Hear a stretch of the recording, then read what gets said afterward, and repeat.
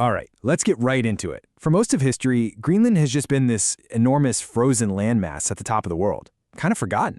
But all of a sudden, this island of ice is at the very center of a global power struggle. So what on earth changed? Why are the world's biggest players suddenly obsessed with this place? Wow. I mean, that quote right there, that tells you everything you need to know. When a world leader says something that blunt, you know the stakes are incredibly high.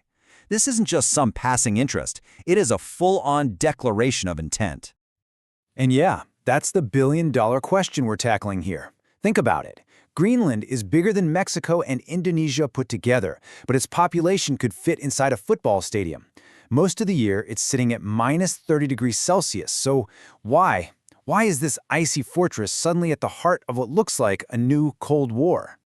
To really get what's happening now, we've got to look back. Because you might be surprised to hear that this American obsession, it's not new at all. In fact, it's a strategic goal that's been on the books for over 150 years. So let's just walk through this for a second. It started way back in 1867, right after the US bought Alaska. They wanted to lock down the Arctic. That attempt, it was literally laughed off as a joke. Then in 1910, they tried again. No dice. Fast forward to 1946, after World War II. President Truman makes a serious offer. $100 million in solid gold.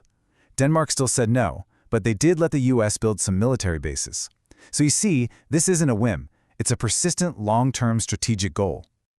So what is that strategic goal? Well, the first layer of the onion here is all about raw military power and national security. This pull up a globe and it clicks into place instantly. Greenland is, for all intents and purposes, the unsinkable aircraft carrier of the Arctic. It is the ultimate high ground, parked perfectly between North America and Russia.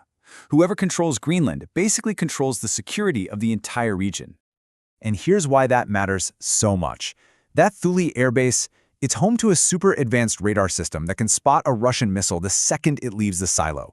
Then there's this growing fear. Greenland is pushing for independence from Denmark. If they succeed, what's to stop a new government from kicking the US military out? That creates a massive power vacuum that a rival could fill. And finally, those undersea cables, they're the nervous system of our world, carrying almost all our internet traffic. Protecting them isn't optional. But look, military strategy, that's only half the story. The second, and maybe even bigger reason for this obsession, is what's buried 2 kilometers under all that ice. We're talking about an unbelievable treasure trove of natural resources. This chart right here shows you the brutal reality of the situation. Right now, China controls 90% of the world's supply of rare earth minerals. These are the elements that are basically the oxygen for every piece of future technology. 90%. That's not a lead, it's a stranglehold. And this is exactly what's at stake.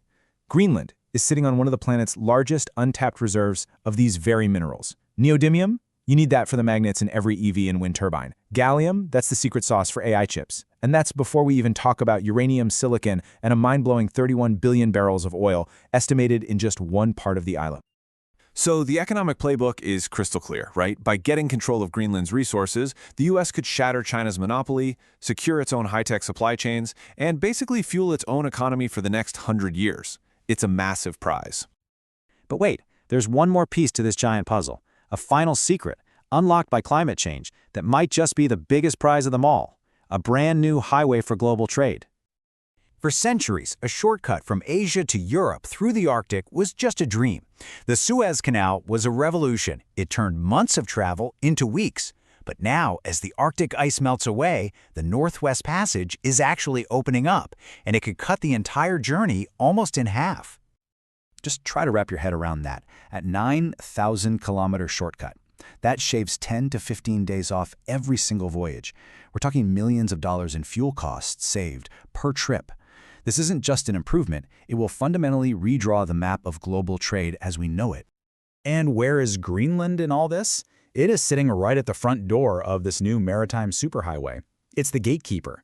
The country that controls Greenland controls the toll plaza for the future of global shipping. Simple as that. So when you combine the military high ground, the resource wealth, and control over this new trade route, you finally begin to see why this has become such a high-stakes geopolitical game. And the potential consequences, they are staggering. I mean, let's just game this out. If the US were to acquire Greenland, it would instantly become the undisputed Arctic superpower. But the cost could be huge. It could shatter trust within NATO. One ally basically taking territory from another. It would deliver a massive economic blow to China, and the rush to start mining and shipping would not only threaten Greenland's fragile ecosystem, but the very culture of the Kalalit, its indigenous people, who are now caught between the promise of wealth and the preservation of their way of life. So we're left with this one crucial, massive question. The melting ice of the Arctic is opening up a new frontier, there's no doubt about that. But is it going to be a frontier for shared prosperity and global cooperation? Or will Greenland become the first battleground in a 21st century resource war? The answer to that question is going to define the next 100 years.